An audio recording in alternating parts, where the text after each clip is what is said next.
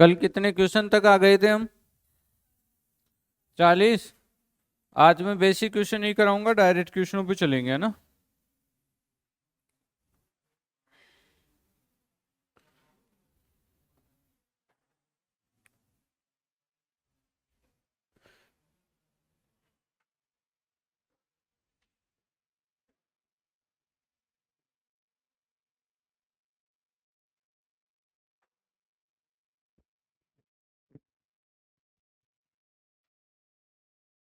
चालीस हो गया था ना, है ना?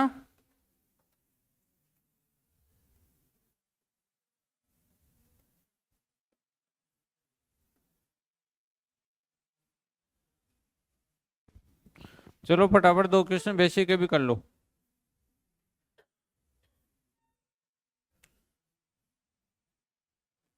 दो क्वेश्चन बेसिक के कर लो, एक बार फटाफट कर लो।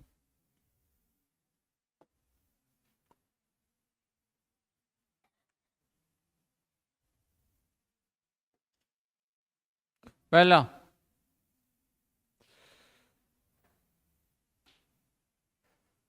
3 का 3% भाग 2 भाग क्वेश्चन मार्क बराबर 800। मैं थोड़ी हार्ड चाकरी देता हूं ताकि आपको बेसिक कैलकुलेशन आता रहे, ठीक है ना? किसी बच्चे की आदत ये होती है कि उसको पर्सन सही हो तभी अच्छा फील होता है ना? और मेरे को तब अच्छा फील होता है जब मैं आपका पर्सन गलत कराऊं, ठीक है? क्योंकि उसका मतलब है मैं आपको कुछ सिखा पाऊंगा, कुछ रूल बता पाऊंगा, ठीक है ना? तो ये मत सोचना कि भाई हम सही कर देंगे, आसानी से सही हो जाएगा। हो जाता है तो फिर वो बहुत अच्छी बात होती है।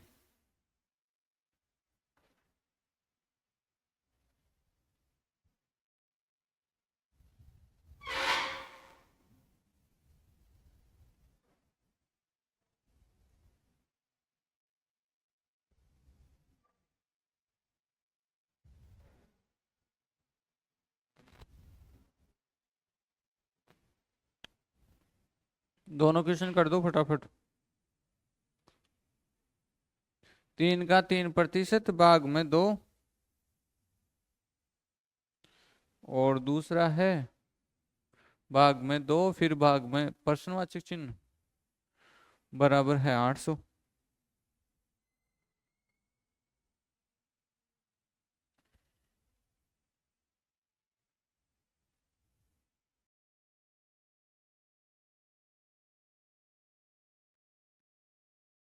चलो आपने अच्छी खासी चर्चा कर लिए हैं। और एक बात हमेशा ध्यान रखो, है ना? इधर से देखो, एक आप अपना मनोबल मत गिराया करो कोई भी। चाहे जिसको जरा सा भी नहीं आ रहा तो भी आपको बिल्कुल भी नहीं सोचने की जरूरत है। क्योंकि एक टाइम ऐसा था कि आपको ये भी नहीं आता था। सिर्फ आपकी मेहनत का खेल है और कुछ नहीं है। आपको नहीं आता है तो आपके पास दो विकल्प है, या तो चीजों को सीखो या फिर उदास हो जाओ, या टेंशन कर लो या अपने आप को बुरा भला कहने लग जाओ। आप अच्छे हो, आप बुरे नहीं हो, ठीक है? बस आपने उस जगह मेहनत नहीं की इसलिए आपको नहीं आ रहा। तो अपने आप को कष्ट मत दो, चीजों को समझो। देखिए पहला कैसे होगा, थोड़ा है ही अटपटा तो फिर ये मल्टीप्लाई पहले करवा दूंगा, क्योंकि भाग से पहले का नंबर आ जाएगा बोर्ड मास रूल के अनुसार, ठीक है ना? बोर्ड मास रूल आपको पता है कि जो का होता है ना, वो वाला भाग से पहले सोल होता है। तो 3 को 3 से गुणा कराएंगे तो 9। परसेंटेज का साइन ऐसा कैसा ही रख लेता हूँ अभी। फिलहाल भाग 2 और भाग में अक्स और बराबर में 800। क्वेश्चन मार्क की जगह अक्स लिख दिया। अब आपको याद हो तो मैंने कभी आपको बताया था कि हम भाग की जगह हमेशा गुणा करेंगे और आगे वाली चीजों को पलट देंगे। तो हम उस सिद्धांत के हिसाब से चलते हैं। तो 9% को 9/100 लिख दूंगा, परसेंटेज उठाऊंगा तो इसको चेंज करो 1/2, इसको चेंज करो 1/x और बराबर में 800/1। जिसके बटाव में कुछ नहीं होता उसके बटाव में 1 मान सकते हैं। अब ये 9 से कटने का चांस 100 से भी था, 2 से भी था, अक्स से भी था, लेकिन तीनों ने मना कर दिया। एक 9 कर सकता था इस ऊपर वाली चीज से, वहां 800 है, उसने भी 9 को मना कर दिया। तो अब 9 तो किसी से कटा नहीं, अब क्रॉस मल्टीप्लाई करेंगे। तो ये जो तीनों है ना, ये तीनों भाई साहब तो 8 से जाके गुणा होंगे। डरा मत करो तुम कि यार इतने बड़े गुणा कैसे होंगे। गुणा होंगे तो होंगे, रूल के हिसाब से चलेंगे, अपन कुछ नहीं कर सकते, ठीक है। तो 200 और गुणा 800 कितना हो गया, 16। ये तो 200 वाली और ये 800 वाली, सही है। और साथ में कौन है, अक्ष। और बराबर में कौन आएगा, 9 गुणा 1 तो 9। अब अक्ष का पता चाहिए तो ये 1,60,000 का भाग लग जाएगा। तो अक्ष बराबर कितना आएगा, 9/1,60,000, ठीक है बस। ये हो गया। अब कोई बच्चा और कोई थोड़ा बहुत किधर से कर लेता है वो एक अलग बात है, बाकी मैंने स्टेप वाइज हर प्रकार से समझा दिया। यह आंसर आया था तो आपको क्लियर था, नहीं तो आपकी थोड़ी सी दिक्कत है, और दिक्कतें रहेगी, ऐसी बात नहीं है। मैं आपको ऐसे प्रश्न भी करवा सकता हूँ जो आप सबसे ही करो, ठीक है, लेकिन वो फिर एग्जामिनर नहीं करवाएगा, ठीक है। और वो करवा भी ले तो आप अगर ये सही कर रहे हो या ये समझ रहे हो तो वो फिर भी कर लोगे आप। यहाँ देखो,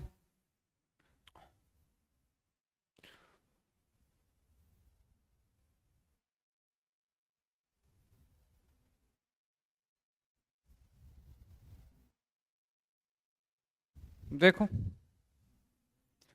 30 का 3,000%, का तो कोई मतलब नहीं है, गुणा कर लो, है ना। बटावा, बटावा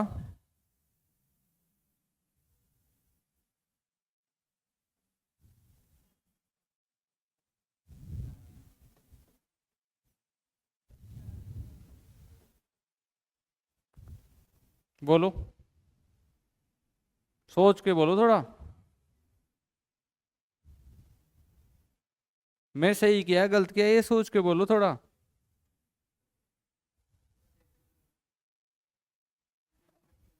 मैंने यहाँ 200 ज्यादा लिया, 100 ज्यादा ले लिया एक, तो मैंने ये परसेंटेज भी तो ज्यादा ले लिया ना। और परसेंटेज का मतलब क्या है, 1/100। और जो 100 ज्यादा लिया उस 100 को वो 100 काट दिया, इसलिए मैंने गलत नहीं किया। फिर आप बोलोगे ऐसा क्यों किया, वो इसलिए किया, ये परसेंटेज था ऊपर, नीचे वाले में दोनों परसेंटेज कॉमन आके कट जाएंगे। 3 जीरो, 2 जीरो ये कॉमन आएगी, दो दो जीरो ये कॉमन आके कट जाएगी, ठीक है। अब ऊपर क्या बचा वो देख लो, 2 से भी काट दोगे आप बोलो तो, दो नीचे वाले में 2 कॉमन आके ये कट गया, यहाँ 1 हो गया, और यहाँ 200 हो गया, घबराना मत। ये कितना हो गया बताओ, 900/200 अक्स, 200 अक्स माइनस का 1 बराबर 7/1, क्रॉस मल्टीप्लाई करो। 900 बराबर 1400 अक्स माइनस का 7, 7 को इधर जोड़ो। 907/1400, ये वैल्यू किसकी थी, अक्स की, करो नोट। दोनों किस किस के सही हुए हैं, दोनों, बहुत बढ़िया। देखो जो बच्चा ये कर पा रहा है उसके कैलकुलेशन की कोई दिक्कत नहीं है, और जो नहीं कर पा रहा है वो धीरे धीरे कैलकुलेशन सीखेगा तो आ जाएगा, वो भी टेंशन ना ले। टेंशन तो किसी को नहीं लेनी है। हाँ, अगर वो हमारे में गोले सारे खराब बढ़ जाए तो भी टेंशन नहीं लेनी है, ये सोच लेना आपकी बार सही करेंगे।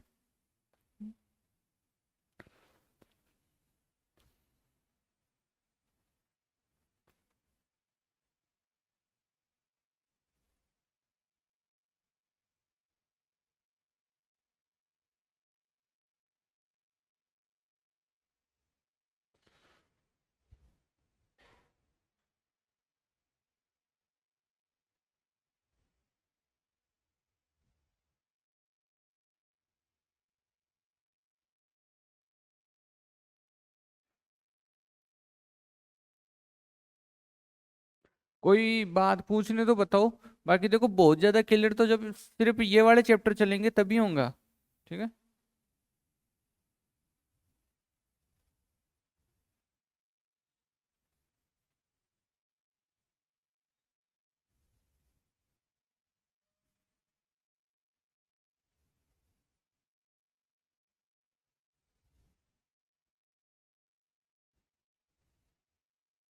चले आगे।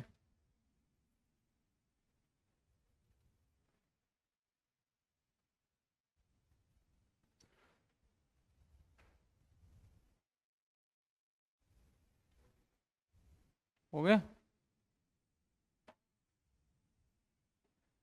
41 क्वेश्चन लिखिए। एक गांव की जनसंख्या 5% वार्षिक दर से बढ़ रही है। एक गांव की जनसंख्या 5%, एक गांव की जनसंख्या 5% वार्षिक दर से बढ़ रही है यदि वर्तमान जनसंख्या 18,522 है। वर्तमान जनसंख्या 18,522 है तो 3 वर्ष पूर्व गांव की जनसंख्या कितनी थी। वर्तमान जनसंख्या 18,522 है तो 3 वर्ष पूर्व गांव की जनसंख्या कितनी थी। 3 वर्ष पूर्व गांव की जनसंख्या कितनी थी।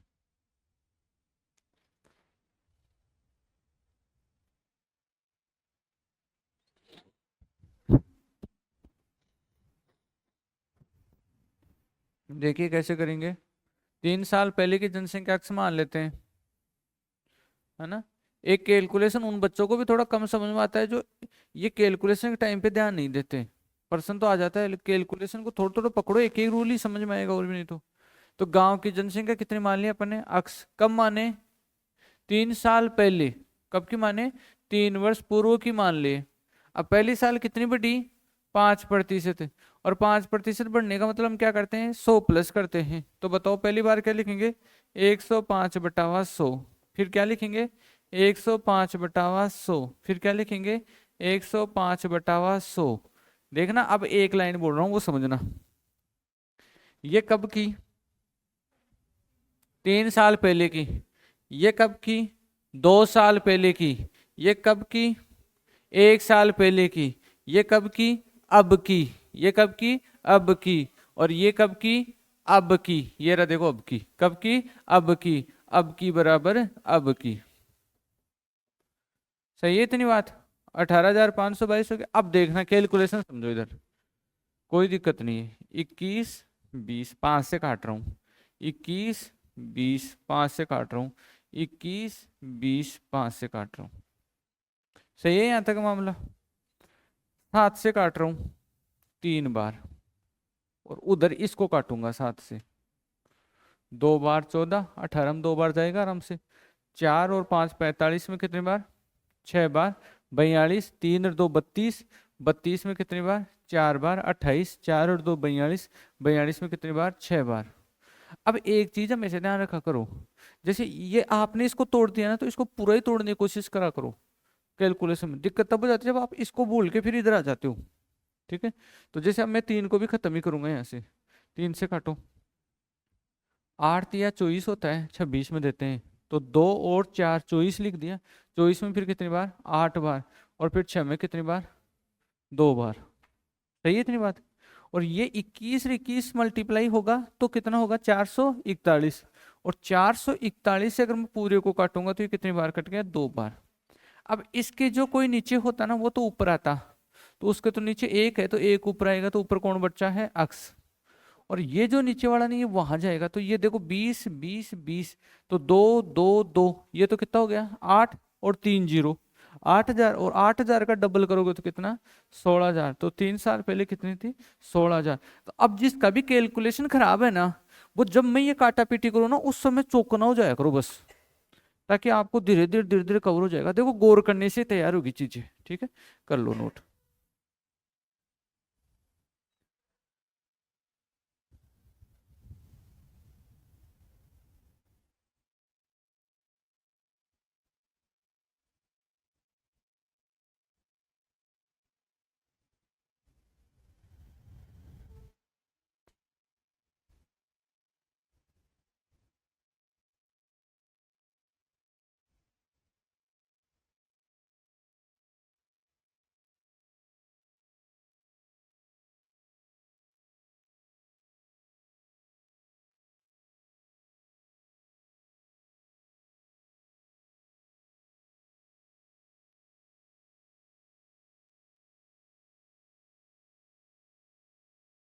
अब खूब सारे बच्चे इतना कैलकुलेशन देखते ही घबरा जाते हैं, जबकि ये बहुत ईजी है, कुछ भी नहीं है इसमें। चले अगले प्रश्न पे। लिखिए नेक्स्ट। थोड़ा फास्ट लिखा करो ना, सबके हो गया ना यहाँ तक रेडी। अगला, किसी संख्या के 65%, किसी संख्या के 65%, किसी संख्या के 65%, किसी संख्या के 65%,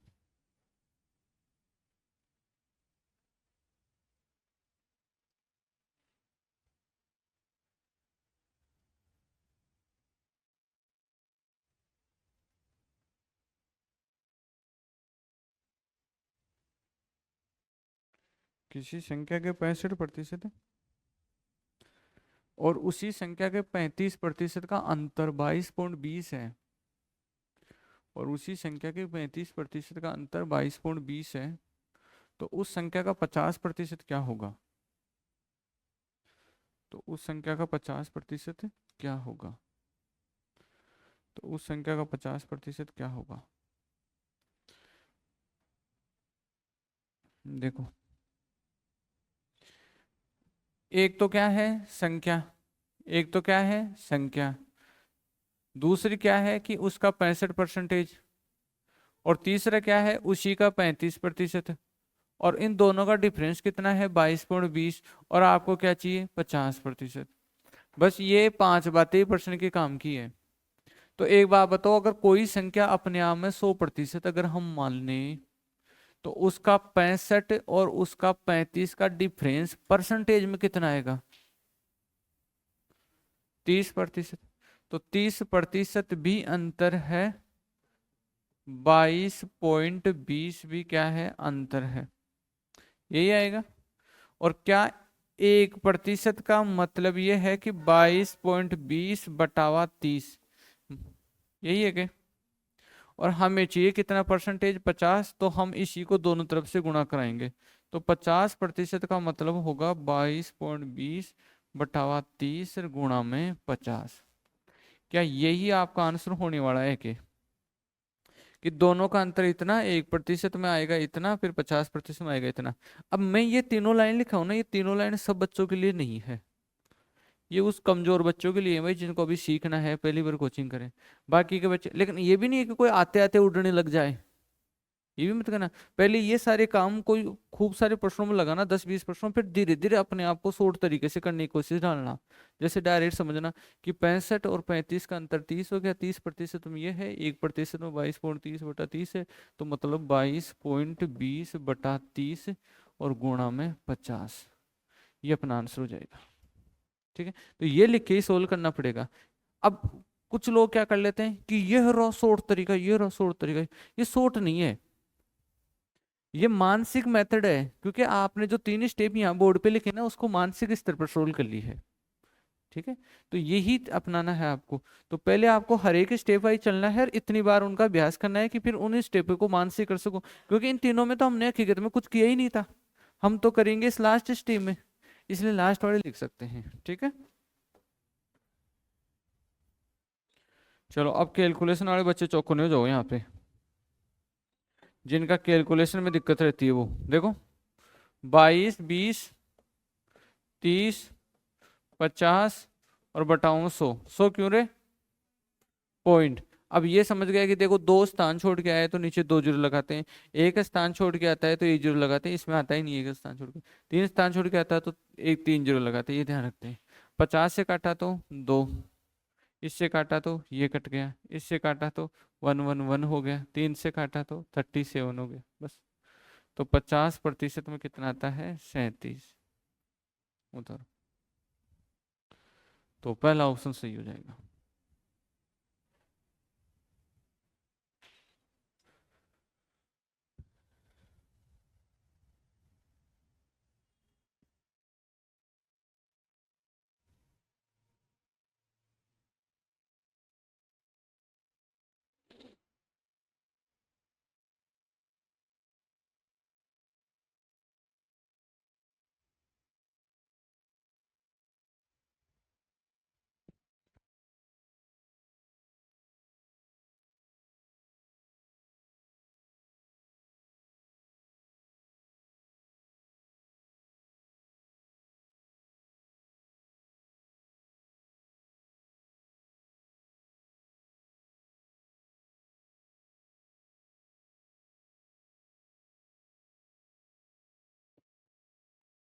लिखो अगला।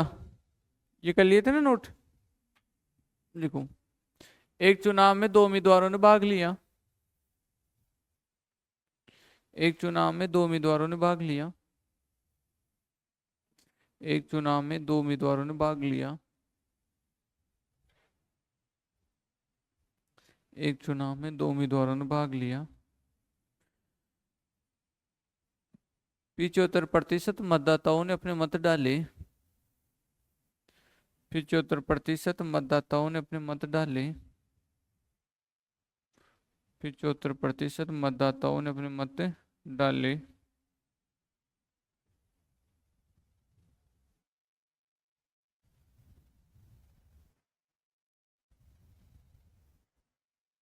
पिछहत्तर प्रतिशत मतदाताओं ने अपने मत डाले, जिनमें से 2% वोट अवैध घोषित कर दिए गए। जिनमें से 2% वोट अवैध घोषित कर दिए गए। जिनमें से 2% वोट अवैध घोषित कर दिए गए।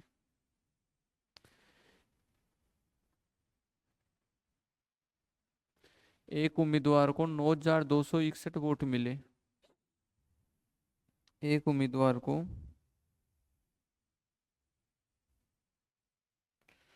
9,261 वोट मिले, जो कुल वैध वोटों का 75% थे। जो कुल वैध वोटों का 75% थे। जो कुल वैध वोटों का 75% थे। कुल मतदाता कितने थे? कुल मतदाता कितने थे?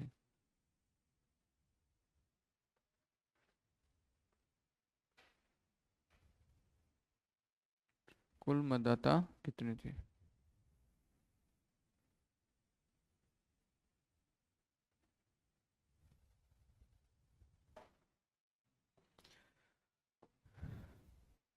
देखिए साथ ही कर लेते अच्छा रहेगा ना।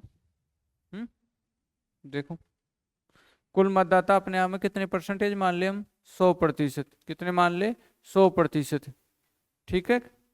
आगे डाले गए मतों में 75% डाले हुए, 25% डाले नहीं तो कितने डाले? 75% डाले। इस बात को भी आप आराम से मानते हो। फिर इन डाले गए का भी 98 ही रहा, दो तो गया। 75% अपने आप में 100% है, इनका 2% अवैध गया तो इनका 98% रह गया ना। अब इसके दो हिस्से करेंगे।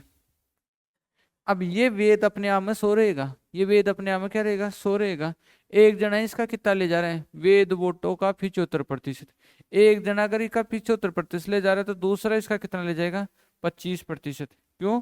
क्योंकि ये वेद मत अपने आप में सो है। मैं इस बात को बार बार बोल चुका हूँ। वेद मत अपने आप में सो है, इसका एक 75 ले गया तो दूसरा इसका कितना ले जाएगा? 25 ले जाएगा। तो 9,261 वोट मिले।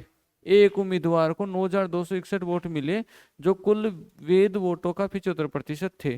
तो मैं एक लाइन लिखूंगा, देखा उसको समझना, आप समझ जाओगे। तो 75 गुणा 98/100 गुणा 75/100 परसेंटेज का साइन बराबर 9,261। देखा ये लाइन समझ में आ रही है क्या?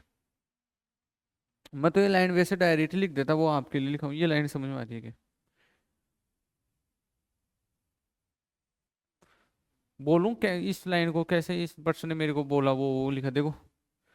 75% ने वोट डाला, 2% अवैध चले गए तो ये वेद आ गए। इन वेद का ये कितना लिया? 75। ये भी लिया और वो भी लिया, लिया बराबर लिया, है ना? हाँ। तो बस अब यहाँ सोल्व करो। 3 बार, 4 बार, 3 बार, 4 बार, 4 से काट देते चलो, 2 बार 49। क्यों? 9 से काटता हूँ, ये 3 3 9 है ना, 9 से इसको काटो। 10 बार 90, 9 दूना 18, और कितना हो गया? 81। 9 बार, क्यों ना? और बस 49 से काट दो। 49 का 2 बार 98, 4 9 वापस 49, 1 बार। तो 1% में नीचे कितना था? 8, 8 इससे गुणा हुआ तो 8 और 16। और पूछ रहा था कुल मतदाता, कुल मतदाता 100 थे, तो 100% में 16,800। ठीक है, करो नोट।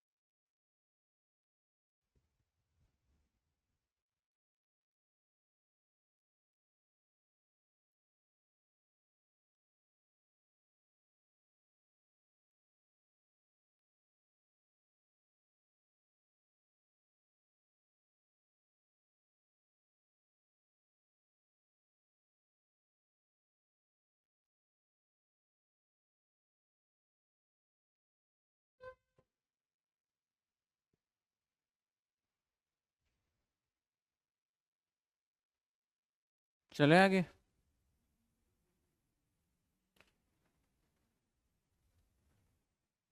लिख तो लिए ना सभी। 44 देखो। अब ये इधर देखना एक बार, ये हम नहीं लिखेंगे अब, क्योंकि ये आ चुका प्रश्न ऐसा, आपको नहीं लिखना ही है ना अभी। एक आयत की लंबाई 10% बढ़ाएगी, चौड़ाई 10% घटाएगी, आयत का क्षेत्रफल क्या प्रभाव पड़ेगा? तो पुराना तो क्या रहेगा, 100 × 100। लंबाई में बताओ क्या चेंज हुआ, 10% बढ़ाई तो क्या हो गया 110। चौड़ाई में क्या हुआ 10% घटाई तो कितना हो गया 90। और प्रतिशत के लिए गुणा 100।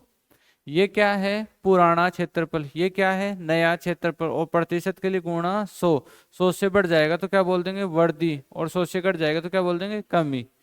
तो ये देखो ये काट देंगे और ये काट देंगे तो 99% आया, जो कि कितनी प्रतिशत कमी दिखा रहा है, 1% घट जाएगा। ठीक है, करवा चुका मैं कॉपी, किसी को लगता है कि मुझे नहीं आ रहा तो आप इस कॉपी को अगर पहले के क्वेश्चनों से देखोगे तो आपको आ जाएगा। ये भी हम नहीं लिखेंगे, एक बार सोल ही कर लेते हैं।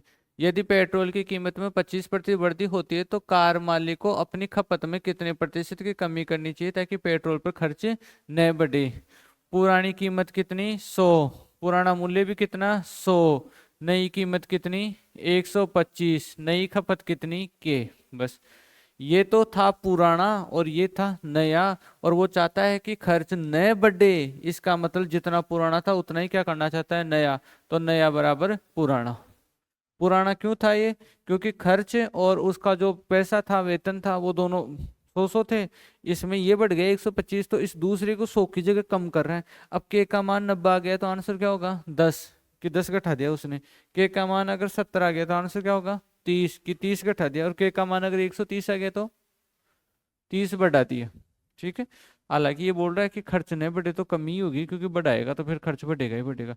करो सोल्व, 5 बार, ये 4 बार, ये 20, 80, तो के बराबर 80 आया, तो कितना घटाया है वो 20% घटाया है। ये भी अपन देख चुके पहले प्रश्न, ये भी हम नहीं देखेंगे। देखना, ए की आय बी की आय से 25% अधिक है, बी की अगर 100 है तो ए की कितनी रहेगी 125। ये आराम से लिख पाओगे ना, ए की आय बी की आय से 25% अधिक है, बी की अगर 100 है तो ए की कितनी रहेगी 125।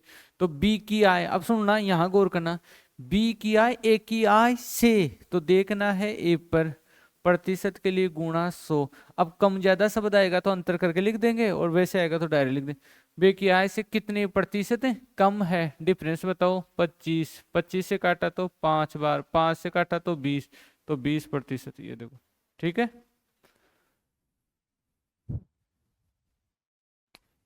ये भी करवा दिया था।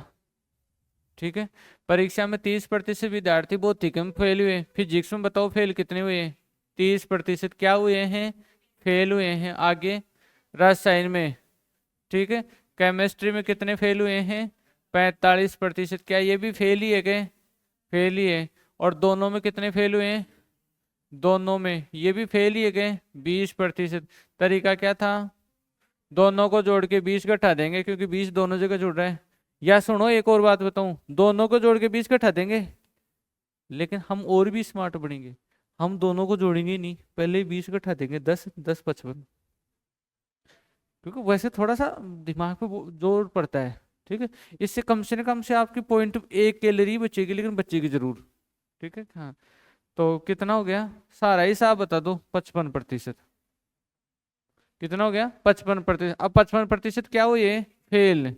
तो 100 में से 55 जाए तो पास कितने हैं, अरे बोलो। 45% पास हो गए, तो करवा चुका ये भी। हाँ ये लिख लो। गोले का पृष्ठीय क्षेत्रफल का सूत्र होता है 4 पाई r²। लिखो, यदि एक गोले की त्रिज्या में 4 पाई r², यदि एक गोले की त्रिज्या में, यदि एक गोले की त्रिज्या में 50% की बढ़ती की जाए, आप अपने हिसाब से क्रम दे देना। यदि एक गोले की त्रिज्या में 50% की वृद्धि की जाए, तो उसके पृष्ठीय क्षेत्रफल में, तो उसके पृष्ठीय क्षेत्रफल में कितने प्रतिशत की वृद्धि होगी।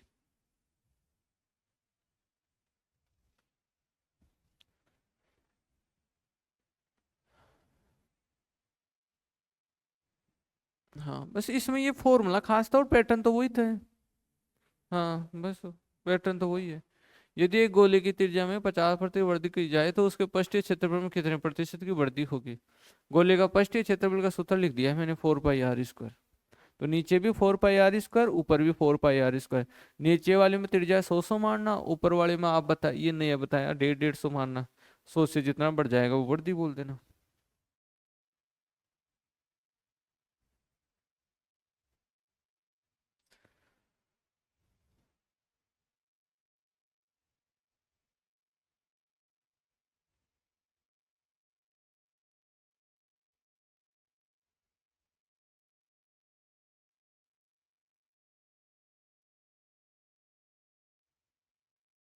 देखो, पुराना तो कितना आएगा, 4 पाई r, कितनी मानो रे, 100 × 100, प्रतिशत के लिए गुणा 100। नहीं बताओ, 4 पाई, त्रिज्या कितनी हो गई, 50% बढ़ गई, तो 150 × 150। नया क्षेत्रफल आ गया ऊपर, पुराना क्षेत्रफल नीचे, और प्रतिशत के लिए गुणा 100। 4 पाई से 4 पाई कैंसिल, 100 से 100 कैंसिल, 2 0 से 2 0 कैंसिल, 225% है। 100 से ऊपर कितना बढ़ गया, 125% की वृद्धि, तो 125% की वृद्धि होगी बस। यहाँ ऑप्शन में 225 मिल जाए तो बहक मत जाना। ठीक है, 100+ होता है वो वृद्धि होती है, वो पूरा आंसर नहीं होता है, हमारा मेथड को ध्यान में रखना। ठीक है, चले आगे। ठीक है,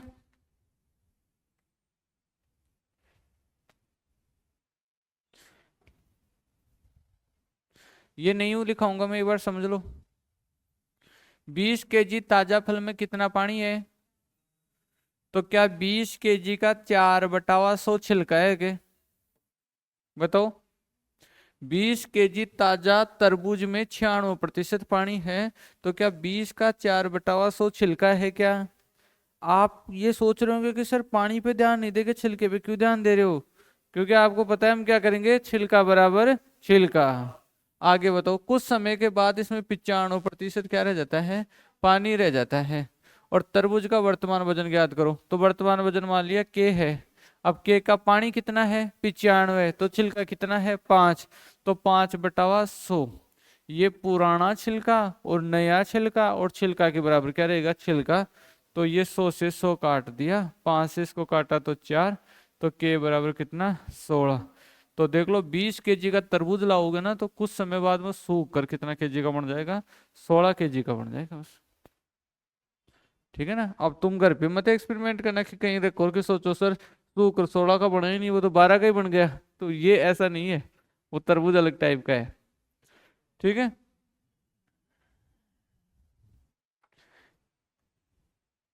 ये भी नहीं लिखाएंगे, हो चुके हैं ये भी, देखना एक बार, आगे हार्ड प्रश्न आएंगे, इसलिए अपने अभी जल्दी चलते हैं थोड़ा।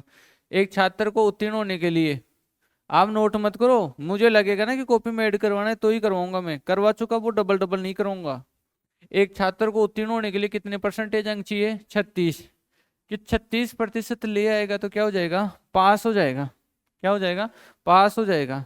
अब जैसे मान लो मैं आपको ये कहूं कि भाई मेरे को है ना आपसे 50,000 रुपये फीस लेनी है, आप बोलो सर 50,000 तो नहीं है, तो मैं क्या बोलूं भाई है कितने? कि सर 20,000 ही है। तो मैं कहा कि एक तो 20,000 प्लस एक भैंस, ठीक है, ये दोगे तो आपकी फीस पूरी हो जाएगी। तो भैंस की कीमत कितनी है? 30,000। इसके हिसाब से तो अपने हिसाब में तो 30,000 ही तो हुई ना, तो वही काम इसमें करना पड़ेगा। 36% में क्या होता है? पास। 36% में क्या होता है? पास। 113 अंक मिले और वह 85 अंक से क्या हो गया? फेल। तो क्या 113 प्लस 85 मिल जाते उसके, तो वो आदमी पास होता नहीं होता? बताओ। तो 198 में भी पास है और 36 में भी क्या है? पास है। तो 36% का मतलब 198 है।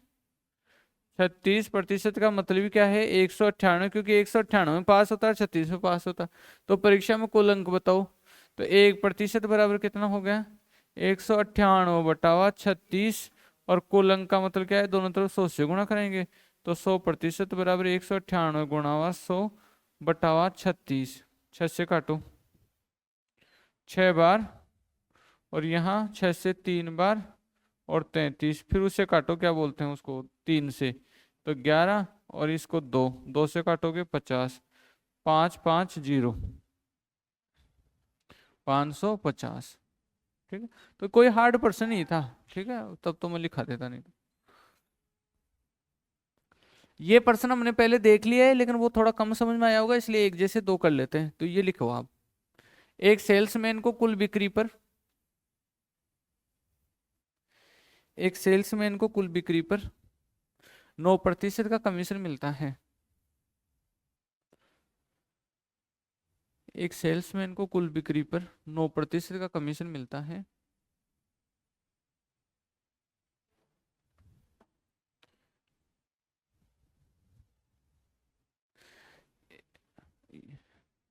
वो अलग था प्रश्न, तो पैटर्न एक ही है। एक सेल्समैन को कुल बिक्री पर 9% का कमीशन मिलता है और 20,000 से अधिक की बिक्री पर 1% बोनस मिलता है। और 20,000 और 20,000 से अधिक की बिक्री पर 1% का बोनस मिलता है। और 20,000 से अधिक की बिक्री पर 1% का बोनस मिलता है। और 20,000 से अधिक की बिक्री पर 1% का बोनस मिलता है यदि उसकी कुल कमाई, यदि उसकी कुल कमाई 6,800 है। यदि उसकी कुल कमाई 6,800 है तो कुल बिक्री ज्ञात करें। यदि उसकी कुल कमाई 6,800 है तो कुल बिक्री ज्ञात करें।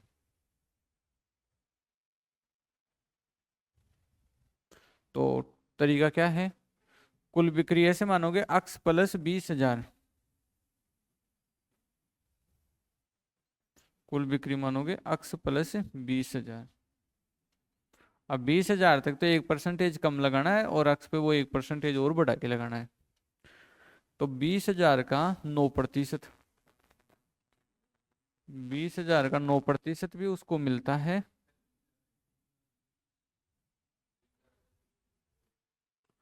और 20,000 से ऊपर की बिक्री पर, ऊपर की कितनी है? अक्स, तो उस पे मिलता है उसको 10%।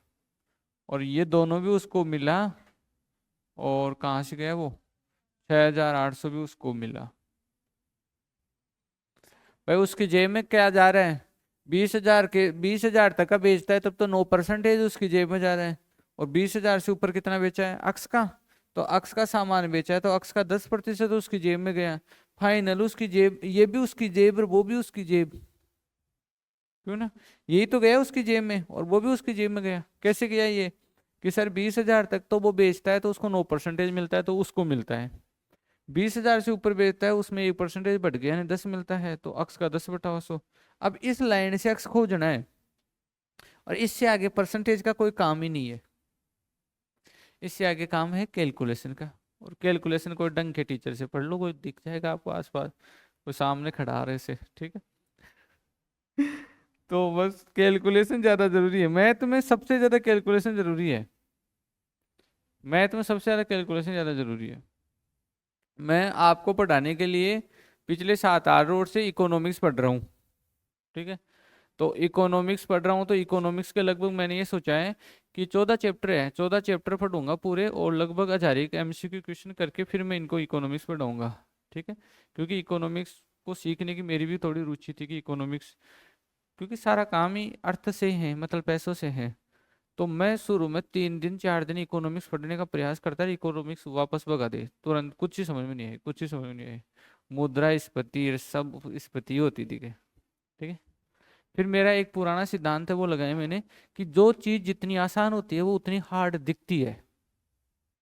चाहे पत्थर मान लो, तुम एक रबड़ को नहीं तोड़ सकते लेकिन पत्थर तुम तोड़ दोगे। चाहे कोई कठोर इंसान मान लो, जो सुबह में तुम्हें ऐसा लगता है ना कि ये खराब है, सच में वो सुबह में अच्छे हैं, बस वो अपने आप को किसी से इतना जल्दी गोलना नहीं चाहते, ठीक है। और जो सुबह में मीठे होते हैं ना वो फिर भी रिक्सी होते हैं, वो उनसे फिर भी डरा करो। तो इकोनॉमिक्स के शायद आज सुबह पढ़ रहा था मैं, लास्ट में वो लेखांकन पढ़ रहा था। लेखांकन का मतलब होता है कि आप कोई भी व्यापार करते हो तो उसको लिख ही करो, ऐसे मत करो। अब लेखांकन पता है ना कब होता है, जब व्यापार व्यापार सारा हो जाता है। इसके बाद में एक चैप्टर और बचा है, ठीक है। फिर वो पूरे, लेकिन वो शुरू में बुरी लगी, बाद में ऐसा लगा कि उसमें याद करने जैसा कुछ भी नहीं है, सिर्फ एक फंडामेंटल चीजें चलती रही, वहां आंकड़े बदलते रहते हैं और कुछ नहीं है, बहुत आसान सब्जेक्ट है, ठीक है।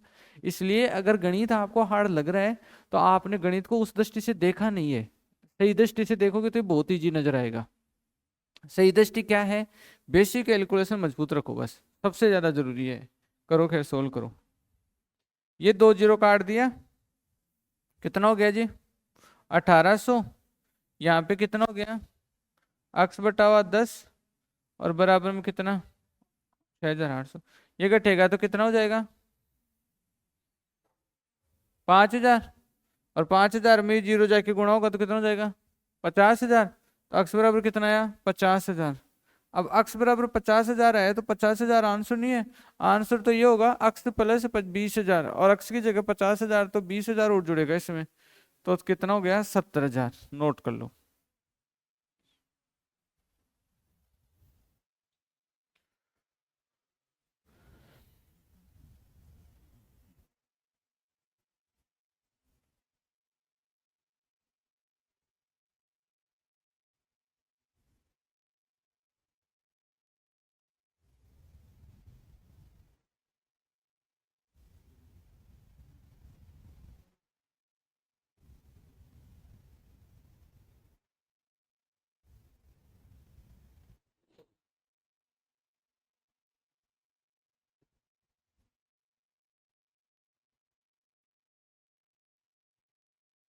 ठीक है, तो इसमें क्या हम प्लस करके लिख देते हैं, और बाद में जो 20,000 तक है उसमें तो 1% कम रखना है, उसमें तो 9 ही रखना है, और ऊपर के में 10 करना है, ठीक है। अब कोई बोले सर कि मैं तो अकेला अक्सी मानू, तो वो थोड़ा हार्ड पड़ जाएगा। कैसे पड़ेगा, कि उसमें लिखना पड़ेगा आपको पहले कि भाई 20,000 पे तो ये आएगा, और वहां लिखना पड़ेगा 20,000 माइनस अक्स माइनस 20,000। ये रिपीट होता है बार बार, प्रश्न बहुत बार एग्जामों में। चले आगे, लिख तो लिए ना।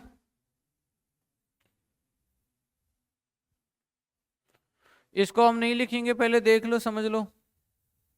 पेट्रोल की कीमत में कितनी बढ़ती होगी, पुराना पेट्रोल भी 100 था और कीमत भी क्या थी, 100 थी, ये तो लिख दिया पुराना। आगे, अब एक कार मालिक ने पेट्रोल पर अपना खर्च केवल 5% बढ़ाया, तो पुरानी जो ये तो हो गई कितनी, 120, ये क्या हो गया के, और अब 5% बढ़ा रहा है तो पुराना कितना हो जाएगा, 105/100, तब जाके वो नए के बराबर टिक पाएगा। अब बोलो सर ये बढ़ा तो इसको रहा है, आप इसको क्यों बढ़ा रहे हो। अरे मैं ये बीच में क्या कर रहा हूँ, बराबर, तो ये तो बढ़ा रहा है, वो तो इसके में ऑटोमेटिक ही बढ़ जाएगा। लेकिन इसको उसके बराबर होने के लिए इसको भी 105 बटा हुआ करना पड़ेगा, 5 उठाना पड़ेगा। तो ये पुराना क्या बन गया अब, नया, और वो भी क्या है, नया। नया बराबर नया, करवा चुका ये क्वेश्चन भी शुरू में। ये काट दिया, ये काट दिया, ये 5 हो गया, 6 हो गया, 3 से काटेंगे तो 3, और 5 35 हो गया ना, और यहाँ कितना हो गया, 2 हो गया, और के बराबर 25 का 5 और 17, और बटावा में 2, 2 का भाग 2, 8, 7.5। अब बताओ 100 का 87.5 कर लिया तो कितना गिराया है, 12.5 गिराया है। ठीक है, आपकी कॉपी में नोट है ये चीजें शुरू में। हाँ, इसको कीजिए, लिखिए। एक व्यक्ति की वार्षिक आय में, एक व्यक्ति की वार्षिक आय में 1.2 लाख की वृद्धि होती है।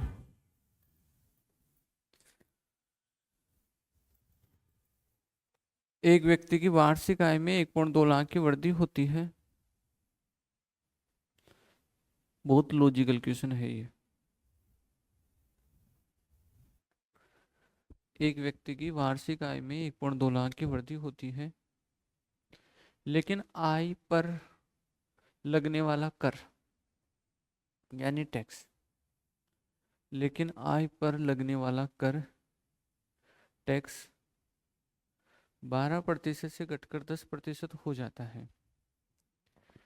लेकिन आय पर लगने वाला टैक्स 12% से घटकर 10% हो जाता है। 12% से घटकर 10% हो जाता है।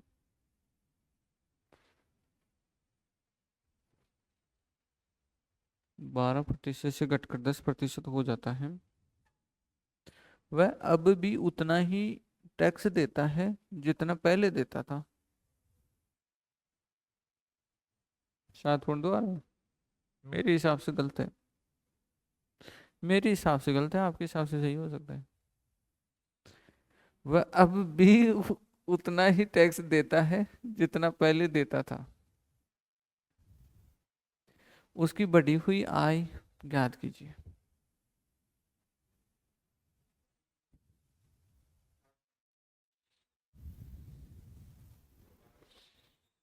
हम ऑप्शन से कभी करते ही नहीं।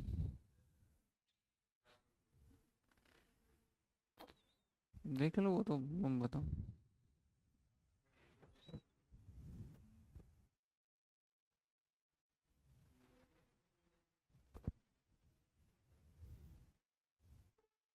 पहले तो समझो बात क्या हो रही है इसमें।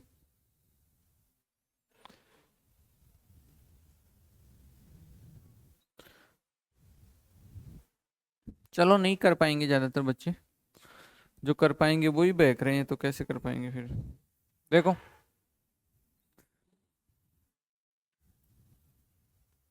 इधर ध्यान दो, एक बात बताओ, एक बात बताओ। मान लो मैं 10,000 रुपये कमाऊं और सरकार उस पर 10% का टैक्स ले ले, सरकार 10% का टैक्स ले ले, तो मुझे क्या 1,000 रुपये देने पड़ेंगे क्या? 1,000 रुपये किसी को देने पड़ेंगे ना, टैक्स में सरकार को देने पड़ेंगे। अब मैं 1 लाख कमाऊं, सरकार वही 10% का टैक्स ले, तो मुझे कितने देने पड़ेंगे, कितने देने पड़ेंगे, 10,000 देने पड़ेंगे। लेकिन पर्सन क्या कह रहे हैं कि वो पैसे तो ज्यादा कमाने लग गया लेकिन टैक्स अब भी उतना ही देता है। वो सिर्फ और सिर्फ किस परिस्थिति में हो सकता है, जब सरकार कम परसेंटेज टैक्स लेने लग जाए, 10% की बजाय सरकार 1% ही लेने लग जाए टैक्स। तो 1% देखूंगा तो फिर वो 1,000 रुपये आ जाएगा, 1 लाख का भी अगर मैं देखूँ तो 1,000 रुपये ही आ जाएगा। और जबकि 10,000 का 10% भी कितना था, 1,000 रुपये था। तो आपका पैसा बढ़ के भी टैक्स उतना ही जा रहा है, इसका मतलब क्या हुआ, सरकार ने टैक्स की दर को घटा दिया है, यही तो किया है। चलो, ये तो हमारी नॉर्मल समझने वाली बात है। अब एक बात का जवाब देना, मैं फिर से आपको एक ताजा सी बात बताऊं, इसको ढंग से सुनना, ठीक है। पुरानी बात का, पुराने पैसे का जो भी परसेंटेज है वो वाला टैक्स, और नए पैसों का जो भी प्रतिशत है वो वाला टैक्स, वो टैक्स किससे आने वाले पैसे, तो वो तो बराबर होंगे के। वो क्या कह रहा है कि अब भी वो उतना ही टैक्स देता है, तो मैं क्या करूंगा, नई राशि का टैक्स निकालूंगा नई दर के हिसाब से, पुरानी राशि का टैक्स निकालूंगा पुरानी दर के हिसाब से, और दोनों को बराबर कर दूंगा, क्योंकि टैक्स बराबर तो क्या है, टैक्स है। अब देखो यहाँ तक का नहीं भी समझ में आता है तो टेंशन मत लिया करो, ठीक है। ये तो वही काम है, जैसे कोई कीचड़ के पास तुम खड़े हो और पीछे से गाड़ी आ रही है, वो हाथ में ईंट है बस। हाँ, अब गाड़ी तो अब आएगी, ठीक है, यानी पर्सन तो अब आएगा। हाथ में ईंट है तो अभी तक जो शिकायत है ना उसका तो ये है कि तुम फंसो तो इसको काम में लो लेना, ठीक है। तो देखो क्या करें, एक व्यक्ति की वार्षिक आय में 1.2 लाख की क्या हो गई, वृद्धि हो गई। 1.2 लाख की क्या होगी, वृद्धि होगी। पहले मान लेता था अक्स लाख तो था, अक्स लाख था, कितना, अक्स लाख। अब हो गया अक्स प्लस 1,20,000। क्यों, 1,20,000 हो गया। अरे 1.2 लाख का मतलब 1,20,000 ही तो होता है। तो पहले अक्स रुपए कमाता था, अब कितने कमाता है, अक्स प्लस 1,20,000। पहले जो कमाता था उसका कितना परसेंटेज सरकार खींच लेती थी, 12। तो 12/100 ये किसको मिला, सरकार को। अब जो कमा रहा है उसका कितना दे रहा है, 10%। तो 10/100 ये किसको मिला, सरकार को। और देखो क्या कहते हैं, अब भी उतना ही टैक्स देता है जितना पहले देता था। ये कब था, पहले देता था, ये कब है, अब देता है। तो पहले बराबर अब, काटो 5 और 6। वो देखो 5 अक्स इससे भी गुणा होगा, इससे भी होगा, तो 5 अक्स इधर 6 अक्स में से आके इकट्ठा, तो क्या बचा अक्स, और उधर क्या आएगा, 12×5 = 60, यानी 6 लाख। कितना आएगा, 6 लाख। अब अगर पहले वाला पूछता तो ये आ जाता, लेकिन पूछा क्या इसने, बढ़ी हुई आय लाख में ज्ञात करो, तो 6 लाख में 1,20,000 और जोड़ दो, तो 7,20,000, जो कि प्रशांत ने बताया था इसका सही था, ठीक है। तो 1,20,000 और जोड़ दो, ऑप्शन से कर लो चाहे। जैसे 7 लाख है, 7.2 का तो कितना करोगे, 10, और उधर 6 लाख का कितना करोगे, 12, तो वही 60-60 हो जाएगा ना। हाँ, बेहतर बेहतर, बेहतर बेहतर हो जाएगा।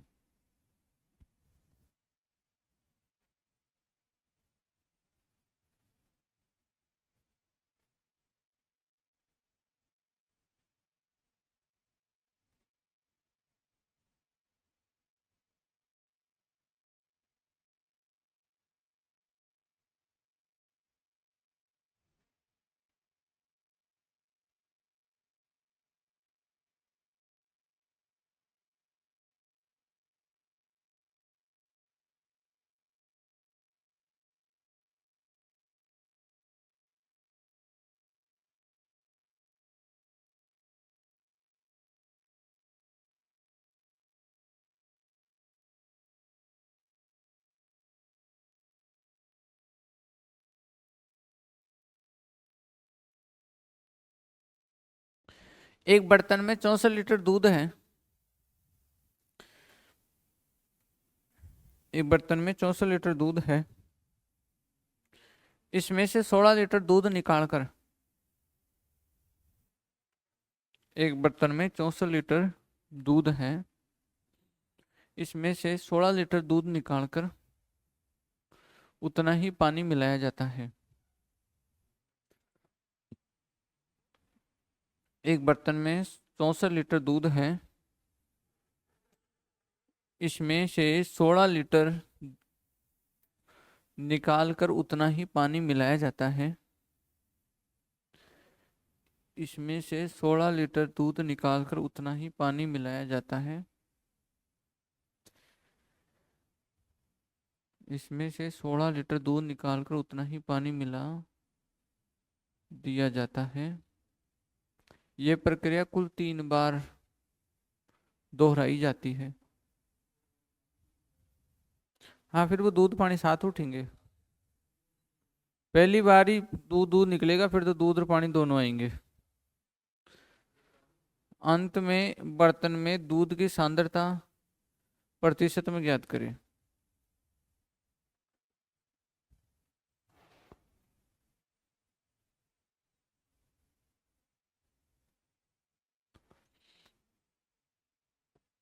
जिसने मेरे से मिश्रण पढ़ा है ना वो तो कर लेगा, या कोई और से भी पढ़ा होगा। ठीक है, क्योंकि मिश्रण में का ही काम है, मिश्रण के बाद में जरा सा काम है परसेंटेज का। तो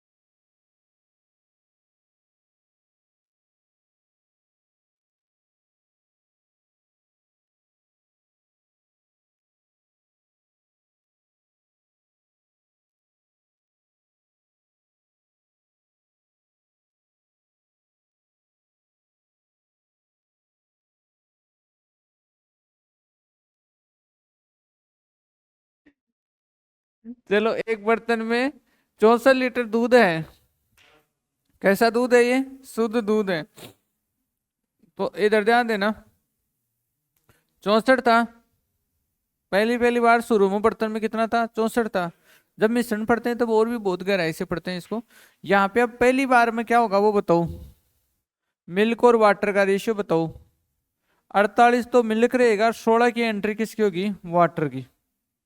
पहली बार का रेशियो लिख लेते हैं ऐसे प्रश्नों में, ये ध्यान रखते हैं अपन हमेशा। तो ये तो सब कर लोगे इतना आराम से कि भाई 64 सारा था, 16, सबसे पहले 16 उठाया वो दूध ही उठेगा। तो 48 दूध बचा और 16 कौन हो गया? पानी। सरल रेशियो करो, 3:1। 3:1। अब सुनो, देखो यहाँ पे काम की बात है ऐसे प्रश्नों में। इसमें चाहिए आपको दूध। क्या चाहिए? दूध। शुरू शुरू में कितना था? 64। अब जितनी बार क्रिया करते हैं ना उतनी बार ये दूध वाले अनुपात को गुणा कर देते हैं। तो दूध है तो कितना? 3। टोटल कितना है? 4। तो 3/4। एक क्रिया होती तो ऐसे ही लिखते, 2 बार हुई तो 2 बार, और 3 बार हुई है तो 3 बार, यहाँ 3 बार हुई है। तो ये फाइनल दूध आ जाएगा ऐसे सीधा ही। ये आपको एक शानदार सा तरीका बता दिया है। पहली बार का रेशियो कर लो दूध पानी का, और टोटल मात्रा, फिर जितनी बार। अब ये 10 बार क्रिया करवाता तो मैं 10 बार 3/4 3/4 कर देता है। इसकी हिम्मत हो जितनी करवाओ, अपने अब टेंशन नहीं है। तुम सोचो कि दोबारा तो पानी भी साथ आएगा, फिर तीसरी बार और ज्यादा पानी साथ आएगा, तो हम कैसे गणना करेंगे? ये ऑटोमेटिक कर देगा ये तरीका। ये 64 से 64 कट गया, दूध कितना बचा? 27। किसका परसेंटेज चाहिए? दूध का। तो दूध प्रतिशत बराबर, दूध है तो 27, सारा कितना है? 64, और प्रतिशत के लिए गुणा 100। भाई सारा तो 64 ही तो था के। और जब आप इस 27, चलो 4 से काट दो, 16, 25।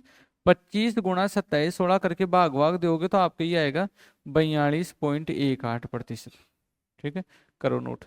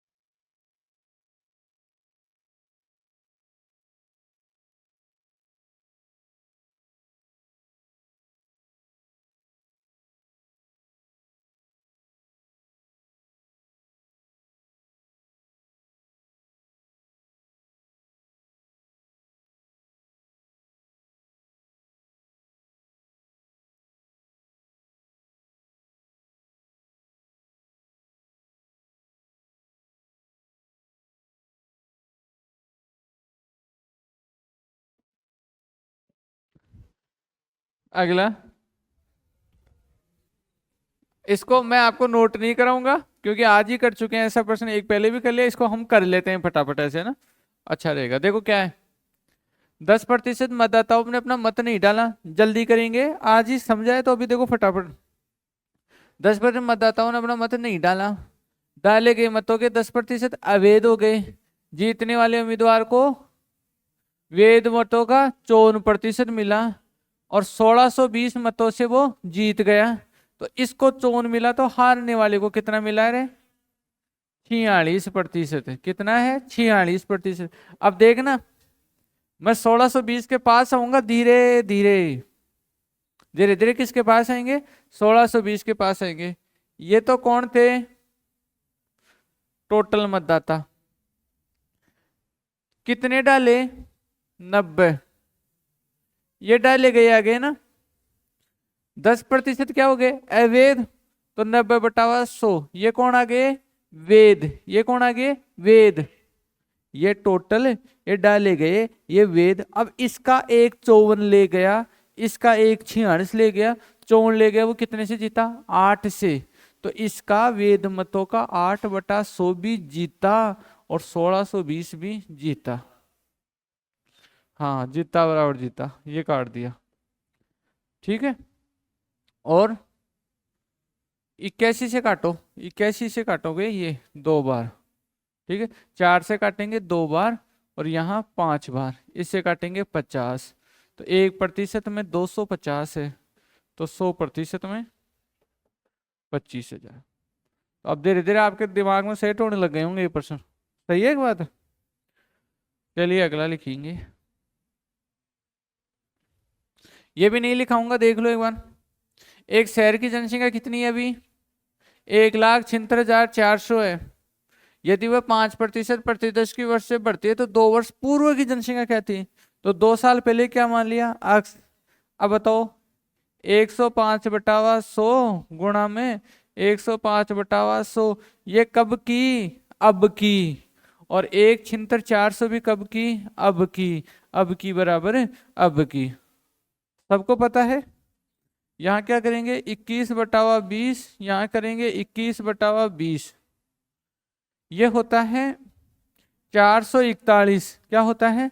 441। और 441 का 4 बार में 1764 आ जाता है, तो 400 बच जाएगा इधर, और ये गुणा हो जाएगा उससे।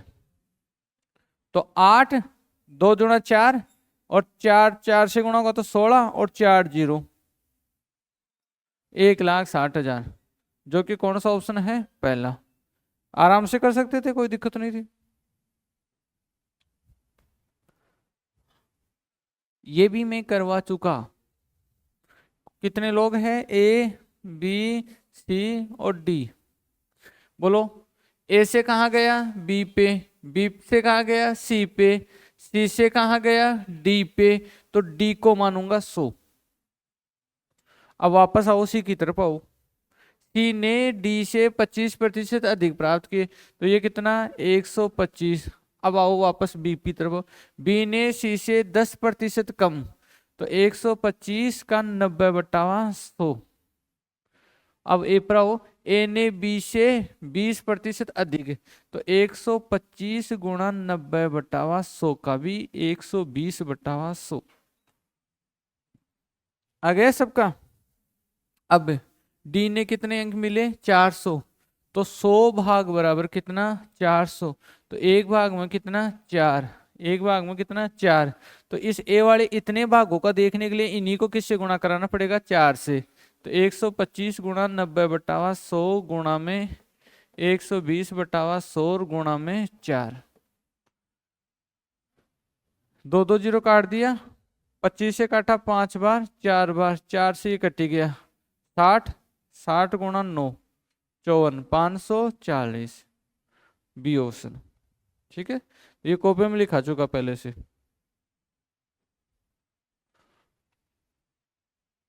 ये करवा तो चुका, लेकिन फिर भी कुछ बच्चे ऐसी में प्रॉब्लम लगातार महसूस करते, ज्यादा है नहीं, तो इसको हम और करेंगे, ठीक है। लिखो, चावल की कीमत में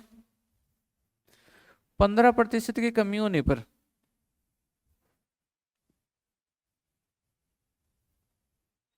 चावल की कीमत में 15% कमी होने पर, चावल की कीमत में 15% कमी होने पर एक व्यक्ति 2720 रुपये में, एक व्यक्ति 2720 रुपये में, एक व्यक्ति 2720 रुपये में 2 kg चावल अधिक खरीद सकता है। एक व्यक्ति 2720 रुपये में 2 kg चावल अधिक खरीद सकता है। 2720 रुपये में 2 kg चावल अधिक खरीद सकता है। चावल की गठी हुई कीमत प्रति केजी क्या है? चावल की गठी हुई कीमत प्रति केजी क्या है? तरीका बताया था ना, पहले तो कीमत का अनुपात करो, उल्टा मात्रा का आ जाएगा। सबसे पहले कीमत का अनुपात करो, 100 से 85 हो रही है, 100 से 85 हो रही तो 20 17, मात्रा क्या होगी? मात्रा होगी 17 और 20, कितनी भाग मात्रा बढ़ रही है? 3 भाग, तो 3 भाग बढ़ने में कितना केजी बढ़ रहा है जी? 2 kg। और नया कितना नया पूछ रहा है? गठी हुई पूछ रही, तो गठी हुई मतलब नई, नई कितनी थी? 20, तो 20 भाग में कितना केजी होगा? 2/3 गुणा 20 kg, यही होगा। कितना हुआ? 40/3 kg। अगर 40/3 kg 2720 रुपये में हम लेते हैं तो पर केजी का भाव बताओ, प्रति केजी। तो प्रति केजी कैसे निकलता है? 2720 में 40/3 का भाग दे देंगे तो 3 ऊपर आ जाएगा, ये काट देंगे। 4 का 6 चौक 24 और 8 आएगा क्या? और 8 या 24 का 4 हासिल की 2 और 18 और 2 कितना होता है? 20, 204 रुपये आ जाएगा। वापस समझा देता हूँ, आप ये मत समझो कि सर जल्दी बता रहे, क्योंकि मैंने बता दी है पहले, मैं उतना ही बताऊंगा तो आपका फिर दिमाग खराब हो जाएगा।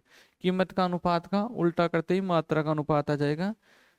3 भाग बढ़ा और उसमें 2 kg चावल बढ़ गए, तो 3 भाग में 2 kg, तो एक भाग में 2/3 kg। हमें नया देखना है, नया में कितना है? 20, तो इतने चावल, इतने चावल इतने रुपए में आते हैं, तो 1 kg का कितना पैसा लगा? 2720 में 40/3 का भाग दे दो। ठीक है, नोट करो।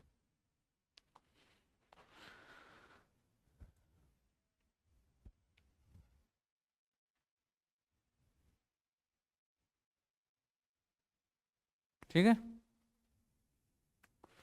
चलो आगे के क्वेश्चन फिर कल देखेंगे और कल परसों तक पूरा करवाने की कोशिश करते हैं।